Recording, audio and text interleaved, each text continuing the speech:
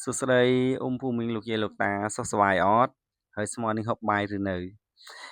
មកជាមួយខ្ញុំកូនខ្មែរកម្ពុជាក្រមងដែរគឺខ្ញុំនឹងនាំជូនវីដេអូមួយទៀតហើយមកជូនពុកម៉ែបងប្អូនបានទស្សនាកម្សាន្តទាំងអស់គ្នាពីវិធីធ្វើប៉ាតេស្បែកជ្រូកឬមួយហៅបែបកម្ពុជាក្រមគេហៅថាយ៉យស្បែកជ្រូកយើងធ្វើចេញពីស្បែកជ្រូកជាជ្រូកនិងគ្រឿងផ្សំផ្សេងទៀតចង់ដឹងថាវាធ្វើបែបម៉េចតោះសូមអញ្ជើញពុកម៉ែបងប្អូនទស្សនាកម្សាន្តវីដេអូទាំងអស់គ្នាហើយកុំភ្លេចជួយ share ជួយ follow page ខ្ញុំអ្នកមួយផងបើស្រឡាញ់ចូលចិត្តកូនខ្មែរកម្ពុជាក្រមហើយកន្លែងខ្ញុំក៏មានលក់ប៉ាតេស្បែកជ្រូកដែរបើបងប្អូនពុកម៉ែខ្ជិលធ្វើអញ្ចឹងអាចកម្មង់បានហើយចឹងតោះយើងធ្វើម្ហូបទាំងអស់គ្នាហើយអ្វីដែលសំខាន់ជាងគេមុននឹងយើងធ្វើគឺយើងត្រូវមានស្បែកជ្រូកខ្ពងកជាមួយនឹងផាត់សាច់គោនិងខ្ជាកជ្រូកពុកម៉ែបងប្អូនហើយអ្វីសំខាន់គឺប្រភេទនេះពុកម៉ែបងប្អូនយើងអាចកម្មង់នៅផ្សារបានណាតែយើងកម្មង់កន្លែងណាគេលក់ជ្រូកតាមភូមិស្រុកទៅបានរបស់សាច់ល្អដើម្បីសុខភាពយើងគ្រឿងផ្សំមានម្រេចស្ករប៊ីចេងទឹកត្រីម្ទេសខ្ទឹមសច្រាមនិងគ្រាប់ខ្ទឹមគ្រាប់ម៉ែបងប្អូនបើសិនថាយើងបានខ្ទឹមជ្រូកហើយនិងម្ទេសជ្រូកដាក់ចូលទៅកាន់តែអេមហ្មងរសជាតិវាឆ្ងាញ់ខ្លាំងមែនតើណានិយាយទៅថាអុយហ្មងហើយស្បែកជ្រូកពេលយើងសម្អាតរួចហើយស្ងោររួចហើយពុកម៉ែបងប្អូនកុំភ្លេចជីខ្លាញ់ចេញឲ្យអស់បើសិនថាទុកខ្លាញ់នឹងហូបអត់ឆ្ងាញ់ទេវាធ្វើឲ្យប៉ាតេយើងធ្វើផុយអស់ហូបទៅវាថ្លន់ខ្លាំងយើងជៀសចេញឲ្យអស់ទៅទុកបន្តិចបានឲ្យពុកម៉ែបងប្អូនបើថាអស់ពេកក៏អត់វានេះដែរវាអត់មានអ្វីដែលថាជាតិចប់របស់ប៉ាតេវាស្អិតចូលគ្នាហ្នឹងហើយយើងហាន់សរសៃតូចៗម៉មៗចឹងទៅរួចមកជាជ្រូកក៏យើងហាន់សរសៃម៉មៗចឹងដែរតែសំខាន់គឺជានឹងស្បែកជ្រូកពុកម៉ែបងប្អូនកុំភ្លេចស្ងោរឲ្យផុយល្មមឆ្ងាញ់កុំឲ្យវានេះពេកតបមកគឺដាក់ចូល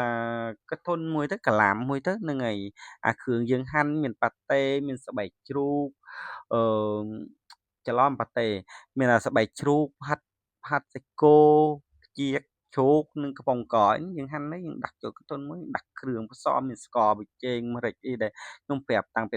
ដំបូងម៉ែបងប្អូនហ្នឹងហើយយើងច្បល់ឲ្យសព្វគ្រឿងសព្វអីអស់ទៅហ្នឹងហើយច្បល់ឲ្យវាសព្វជាមួយគ្នារួចមកយើងដាក់ខ្ទះមួយដាក់ឲ្យក្តៅបន្តិចម៉ែបងប្អូនកុំភ្លេចហ្នឹងហើយវាក្តៅដាច់អត់ទឹកចប់ខ្ទះនោះឲ្យអស់រួចដាក់ខ្លាញ់ចូលដាក់ខ្ទឹមសច្រាមហើយអាសាច់ដែលយើងច្បល់មិញហ្នឹងបងប្អូនចាក់ចូលទៅយើងឆា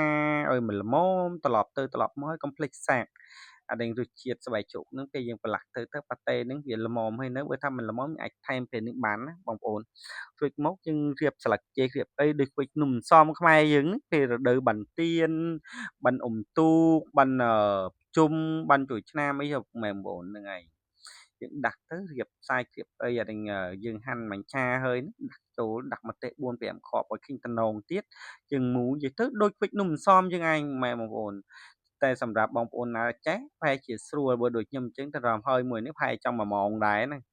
តែពេលខ្ញុំសារមកទៅវារៀងខ្លីហ្នឹងម៉ែបងប្អូនហ្នឹងហើយឃើញអត់ដូចនំសមយើងនឹងឯងពេលរួចហើយយើងដាក់ចូលទុងទឹកកកទូទឹកកកក៏បាននេះ